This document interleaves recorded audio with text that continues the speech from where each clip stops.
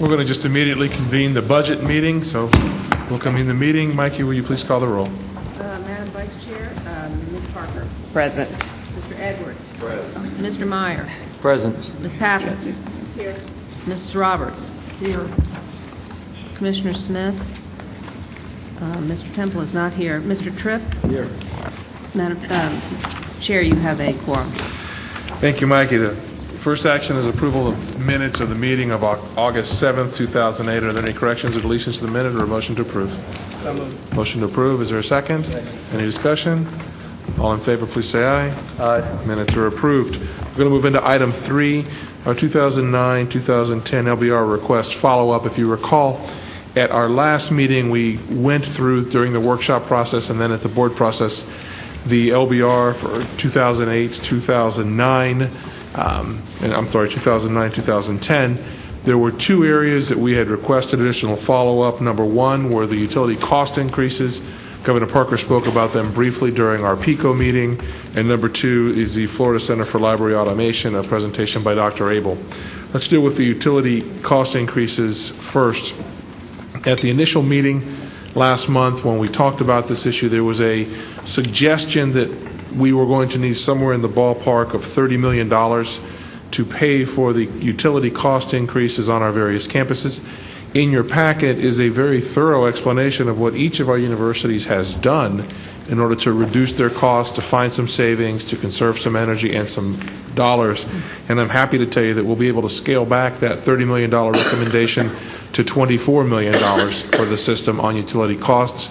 Once again, echoing Governor Parker, that is tremendous work by our universities. That $30 million number was not a wag. It was absolutely what was expected. So to be able to reduce that number to $24 million is wonderful news, and it just shows the hard work that's happening on each of our campuses on a regular basis. So congratulations to the universities on that.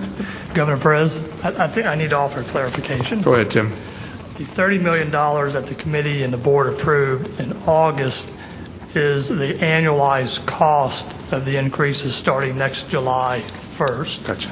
The $24 million is the actual impact to the current year 08-09. So actually what we'll be asking for is one-time funding of $24 million to go back and make the universities whole for the costs that they've incurred this year. I got you. But the savings programs that are set forth are still extant, and they have been very successful. Yes. Great. Thank you for the correction. Any questions or conversations on the utility cost increases? Great. Seeing none. Dr. Abel, if you've got a presentation for us on the Florida Center for Library Automation, I know I'm interested in hearing it.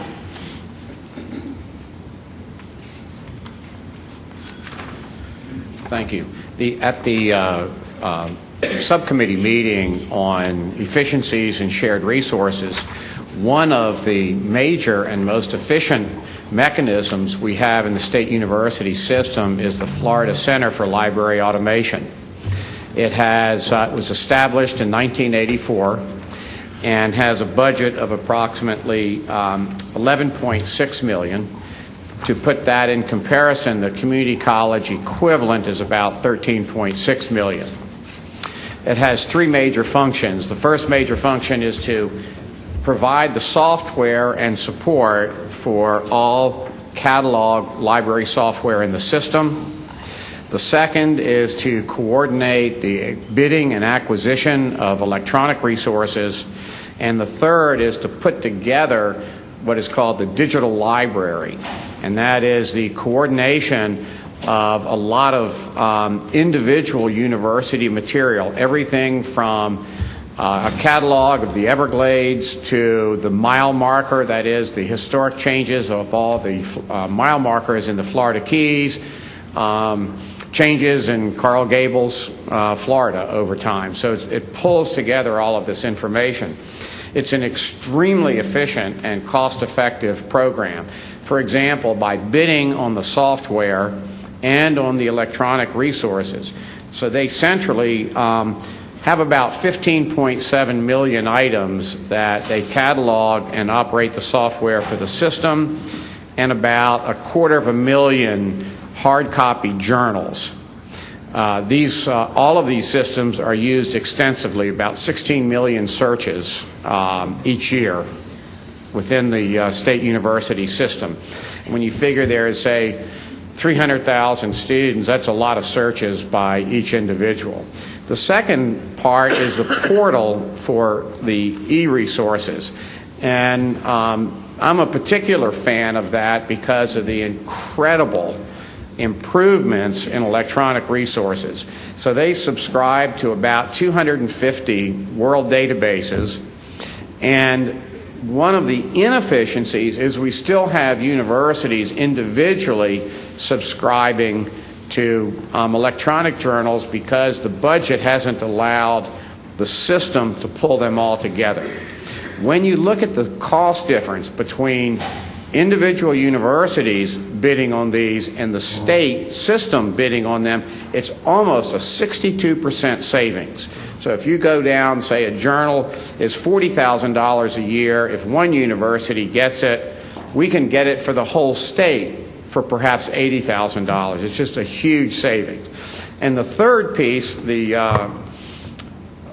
publication of archival, library, and museum resources pulls together for all of the libraries and makes an open portal that is searchable for probably 50 to 75 major projects.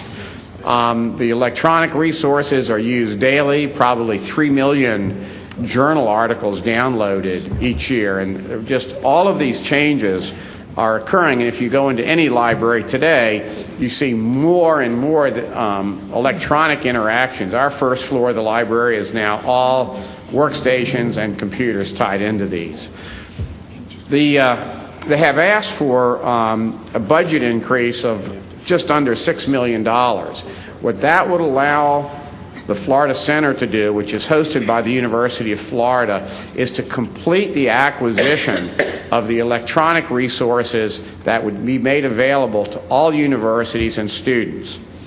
When you break it down on a per-student basis, and I know students are constantly being asked to pay this fee or that fee, but it's about $20 a student per year to have this incredible resource available from their apartment, their dorm room, or if they want to go into the library. That would refresh some technology and move it ahead. There's a couple of other things that we can do that other states have done quite effectively in cost effectiveness, and that is a common storage facility for the books and materials that are not being used on a regular basis, and more as we go to electronic resources and as the digital library expands, more and more of that material can be stored off-site. The second is called unmediated borrowing. Since we have a common catalog for the state university system, do we need to purchase, we have 73 sites, do we need to purchase 73 hard copies of all of these items? There are states that allow somebody to do a catalog search and electronically request that document, which is then transferred within 24 hours to the host library. It's very effective. It takes a little more upfront commitment in terms of software and staff, but certainly there has to be enormous cost savings in not purchasing multiple copies every time. I think it's a huge positive for the state. It's cost effective, and I really hope that as times get better, we can move ahead with this budget request. Great. And actually, Dr. Joe Glover is chairing the committee. I'm not exactly sure how I got up here. You volunteered. You did raise your hand at the last meeting. Well, I was afraid because of all the changes and all the new people that we weren't aware of this incredible resource. Right. That I just can't say enough positive things about the ability to do these searches and pull information together, and it is so cost effective. Well, clearly this center, as well as the University Press and a couple others, are shining examples of where shared services are absolute opportunities for our system and our synergy. Any comments or questions for Dr. Abel? Governor Tripp. Can I ask you a question? In the mic. Can you go on Google and get the same information? No. Most of the journals Just are tell me why you can't do that. well, the journals are copyrighted and password protected, and there's about the databases are too. For instance, you could go on Google and do a search in JSTOR, which is one of the databases we would like to acquire that individual universities. Now, it'll give you the title, but if you want to see it, you either buy it for $5 or go in there. And the Google system of digitizing is very, very fast, and it allows a lot of searching. But because it's automated, and so they're doing 30,000 books a week, it is not readable quality. So if you pull one up on the screen, the text may be tilted and part of it missing. Even though the words are electronically stored, you would not be able to read it. Thank you. Questions or comments? Governor Roberts. Who has access to this? Students, faculty, staff? Students, faculty, and staff have access, and if you're on campus, all of those IP addresses are registered. If you are off campus, you simply go in through an off-campus portal, and using your university ID, you can get into that system. So the amazing thing is you can sit at home and you think, geez, I really need to see that article. Jump in, LexisNexis, the law databases, they're all available to every student in Florida. Would there be a possibility to charge other people to use it for I'm a realtor. I'm thinking about money. Would there be, everybody gave me this look, this great academicians gave me this look. Would there be any way to charge other people to use this service as a way to supplement some of the... There are already a large number of companies offering that service. For instance, Google, if you get into JSTOR, you see the title, and then if you want the article, that's what I'm questioning. Can we charge? Can the university system, through this charge, is that not a good question? No. I'm good giving question, him a but nervous it's breakdown. I'm just trying to find It's a good resources. question, but we would lose our ability to get a license for our students because then essentially we were generating revenue off the license over and above the purposes, the academic purposes. So your instinct is sincere, but I don't think that we would be able to get the competitive prices that we get. If I was already doing this, I'd charge you with unfair competition because this is a litigious society and we want to keep our attorneys busy. I would say, wait a minute, you're a tax-exempt organization and you're going to sell this service that I am selling now because there's companies that do sell it now, including ISI, for example, Institute I for Scientific understand. Information. It was just a thought. Actually, from a more populist perspective, as we do this, the public access that I believe most of our presidents provide to the community, to their libraries, they will have less and less access to that material because you'll have to gain access to it through your university ID or your student ID. So across time, there may be less access for the general public as we go in this direction. Other questions or comments for Dr. Abel? Just Chairman generally, you mentioned that Joe Glover is heading up this group. What's the status of the group, and are they going to make a formal recommendation? And, listen, I've been talking about this for 5 years since I've been on this board, so I'm really in favor of trying to have a recommendation we can put our arms around and become supportive of. It is in the recommendation is in the LBR.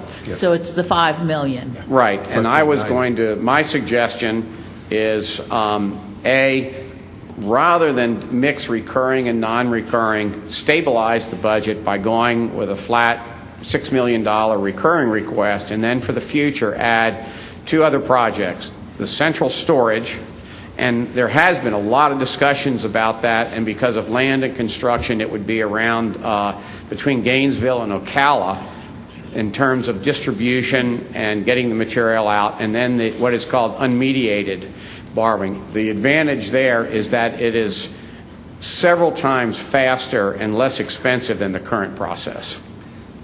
Mr. Chairman, another Governor question. Tripp. Our community colleges have a similar system, Yes. okay? And we are now going to have a task force to looking at state colleges. What are we doing to see about tying these together? I mean, is there any reason why we would end up maybe operating three systems? But if I go on past Chairman Roberts' suggestion, should we be talking about putting these together now and operating one large system? I had that in my remarks and decided to leave it out because of the... in 1989, there was a group that tried to bring them together. And to say that there are territorial, political emotions involved would be a vast understatement. But in 1989, they rejected that, which I personally think was a mistake. The only way I can see politically, which I think is an excellent idea, would be to make it a quasi-independent entity that reports jointly or something like that, because the community college budget is, probably almost 20% larger than the universities. We did make some savings. We did bid on the library software system together. And we came very close in, I think it was 2000 or 2001, of pulling everyone together. But it just ends up to be, as we have seen with the state college system, just a lot of political considerations, not necessarily cost efficiency considerations. Governor Tripp. Just one last comment. I believe that we should move forward on that in a time when we are really taking money out of the ability for us to teach our students. It's incredible to me that we're not talking about this, and that we have a political issue over something that can obviously save a lot of money and be a much better system. And so, Mr. Chairman, I think we need to get it on the table. I think we need to get this out in the communities and start that process rather than going, one direction. We're looking for more money. They're going to be looking for more money. When we have the state colleges, which system are they going to use? Well, the state colleges, one way would be to address the fact that they are baccalaureate institutions. The state colleges should come under the Board of Governors, and those two entities should be merged to serve them. I mean, if you want to talk about that cost would be savings... a path that we're not going to take in the Budget Committee, Dr. Abel. Chancellor Rosenberg. I do want to talk about that because I don't think that we put our heads in the sand and not recognize that that's what's going on in the state. So we need to have some hard discussions about it. But this is just one. Why is the education system in this state going in two different directions on this? It Only makes no two? sense. Chancellor Rosenberg. It's a good idea, and we'll get right on it.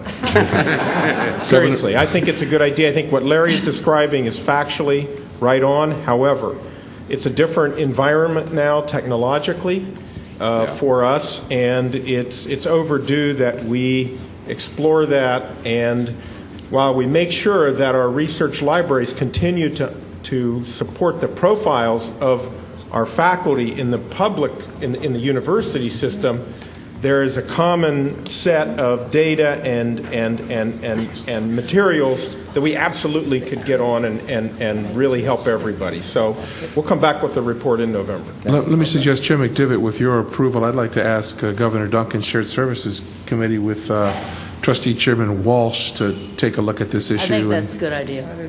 Great, thank you. Governor Parker? I have a basic question. I would assume that because our state college system is just a derivative of our community college system, that they would just expand whatever system they currently have to deal with the state college system, and that we would still end up with just 2? Or is there going to be another Well, one? That's gonna have to be- I mean, that's why I really think that the state college system ought to be part of this organization, and to move it ahead as a joint system. We Commissioner, are you listening almost to this? lost our ability to have common software because of disputes, but we did. We were able to show that if we went with the same software, it had levels. So universities, research universities, need something like 110 languages within the software, where community colleges needed 2 or 3. Because that software allows it, we finally did go with the same system. But it was not a smooth process. Other comments or questions with regard to the library Yes, system? I just want to ask Chairman one Kevin. other thing. I mean, if we proceeded as you suggested, would we still leave ourselves open to the possibility of, in the future, going completely electronic instead of acquiring more and more and more and more volumes of books? Most universities are acquiring electronic versions when the option is there, and most libraries are only acquiring hard copy when electronic versions But are not I mean, available. we could do it as a central exercise.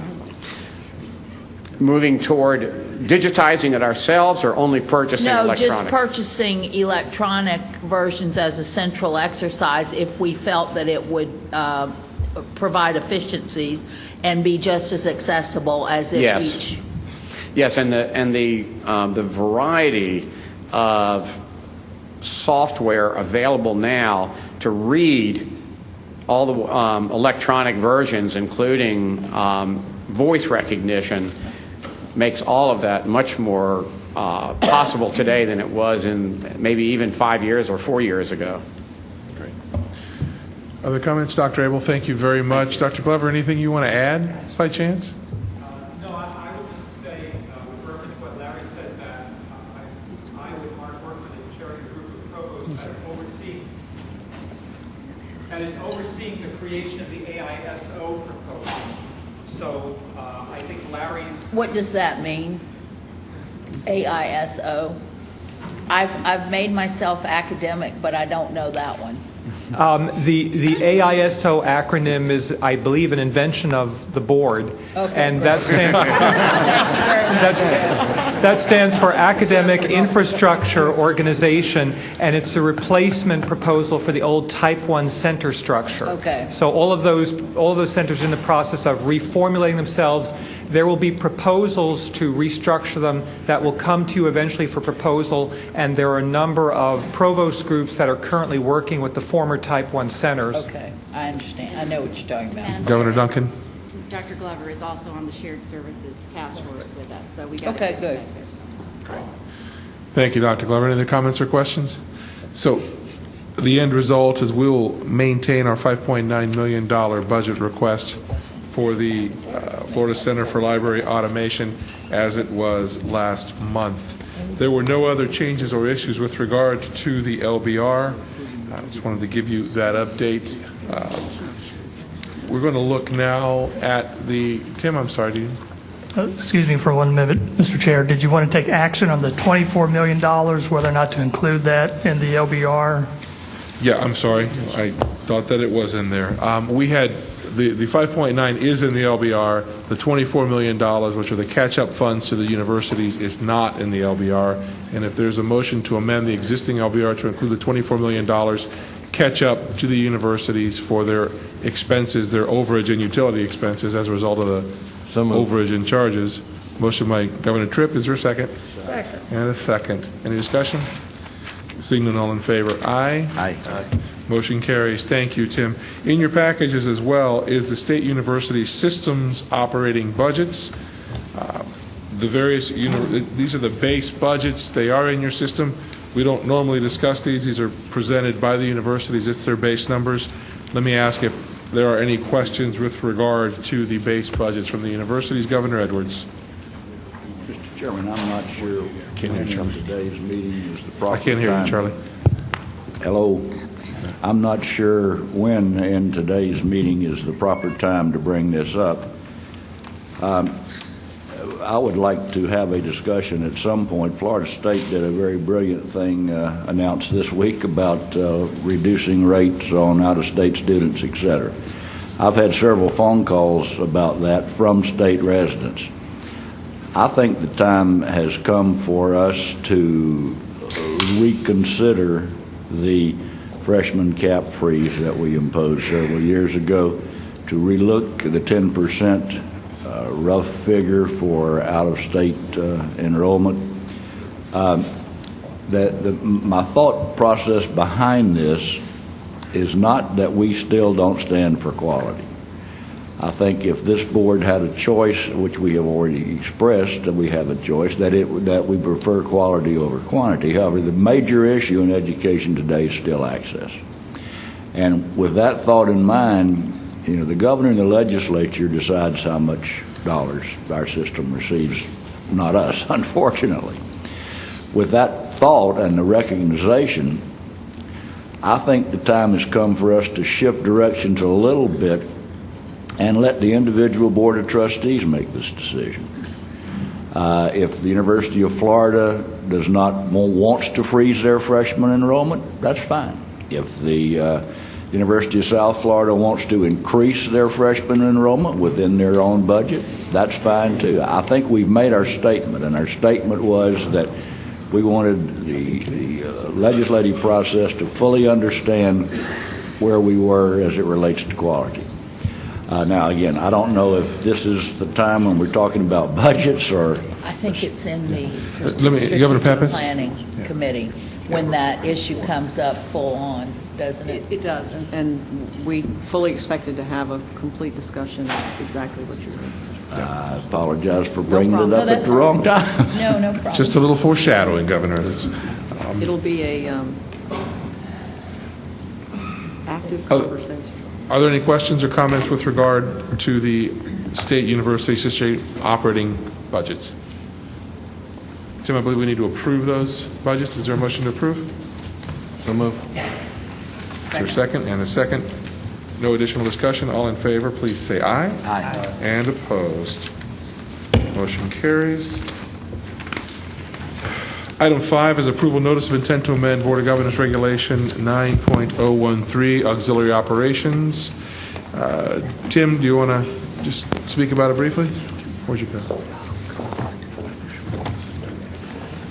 Yes, we bring this regulation forward. There's a couple of technical changes on page 62 of your packet. This has been reviewed and endorsed by our university council and administration finance VPs. Okay. Terrific. Any discussion with regard to Regulation 9.013? Seeing none, all in favor, please say aye.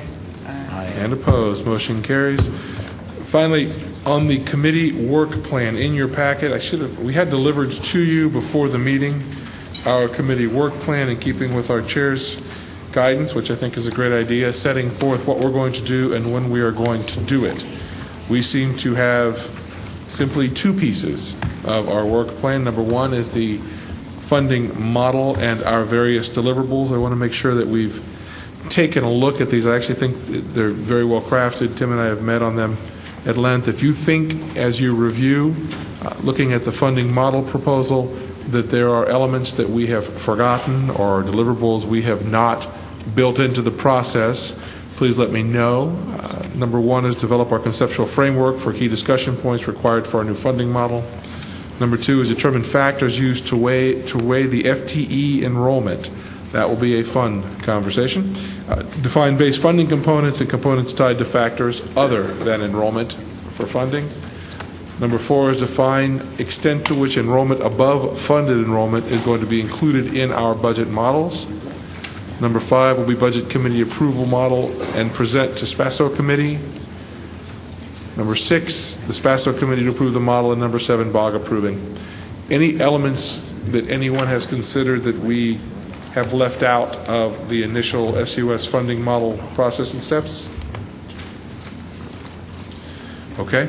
And the second is the Shared Services Task Force, which is chaired by Governor Duncan, and their component pieces of work are also set forth. Governor Duncan, I know you've reviewed this. Is there anything that we have left out of your process? Library automation may move up. I- Library automation may move, I don't know that we have that as clearly articulated as the direction today, but we'll fix it. Okay, we will fix that.